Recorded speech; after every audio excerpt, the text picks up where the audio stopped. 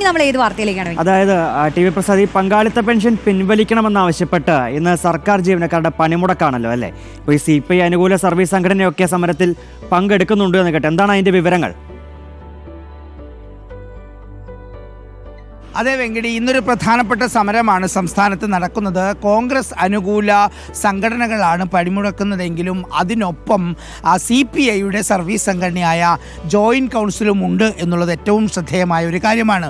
കഴിഞ്ഞ കുറേ നാളുകളായി കടുത്ത സാമ്പത്തിക പ്രതിസന്ധിയിലാണ് കേരളമെന്ന് നമുക്ക് എല്ലാവർക്കും അറിയാം.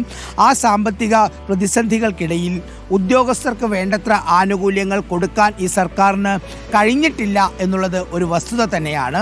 അതിനെതിരെയാണ് അതിശക്തമായ പോരാട്ടവുമായി ജീവനക്കാർ ഇറങ്ങുന്ന സമയത്ത് ആ സമരത്തെ പൊളിക്കുന്നതിന് വേണ്ടി സർക്കാർ ഡയസ് നോൺ പ്രഖ്യാപിച്ചിട്ടുമുണ്ട്.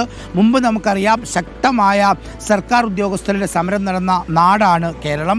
ഇന്നിപ്പോൾ നടക്കുന്ന സമരത്തിൽ ജോയിൻറ്റ് കൗൺസിൽ അതിശക്തമായി ഈ സെറ്റോ ഉൾപ്പെടെയുള്ള സംഘടനകൾക്ക് അനുകൂലമായി ഉണ്ട് എന്നുള്ളതാണ്. മാത്രമല്ല, ഇന്നലെ ജോയിൻറ്റ് കൗൺസിലിൻ്റെ സംസ്ഥാന നേതാവ് തന്നെ സർക്കാരിനെതിരായി പറയുന്ന ഒരു സ്ഥിതിയുണ്ടായി. സർക്കാർ പല കാര്യങ്ങളിലും ജീവനക്കാർക്കെതിരായ നിലപാടാണ് സ്വീകരിക്കുന്നതെന്ന് പറഞ്ഞു. ഇതിൽ പങ്കാളിത്ത പെൻഷനുമായി ബന്ധപ്പെട്ട് ഒരു വർഷം മുമ്പ് തന്നെ ധനമന്ത്രി അത് പിൻവലിക്കും എന്നുള്ളത് പറഞ്ഞതാണ്. കാരണം പങ്കാളിത്ത പെൻഷൻ കൊണ്ട് വിരമിച്ചു പോയ ജീവനക്കാർക്ക് ഒരു ഗുണവും കിട്ടുന്നില്ല എന്നുള്ളതാണ്. പലരും വലിയ പ്രതിസന്ധിയിലുമാണ്, അത് വസ്തുതയാണ്. ഇത് പിൻവലിക്കണം എന്നുള്ളതാണ് ഇതിലെ ഏറ്റവും പ്രധാനപ്പെട്ട ആവശ്യം. മാത്രമല്ല, ലീവ് സറണ്ടർ അത് മരവിപ്പിച്ചിട്ടുണ്ട്, അത് പുനഃസ്ഥാപിക്കണം. അതുപോലെ തന്നെ ഒരുപാട് കുടിശ്ശികയുണ്ട്, ആ കുടിശ്ശികയെല്ലാം കൊടുത്തു തീർക്കണം. അങ്ങനെ നിരവധി ആവശ്യങ്ങളുണ്ട്.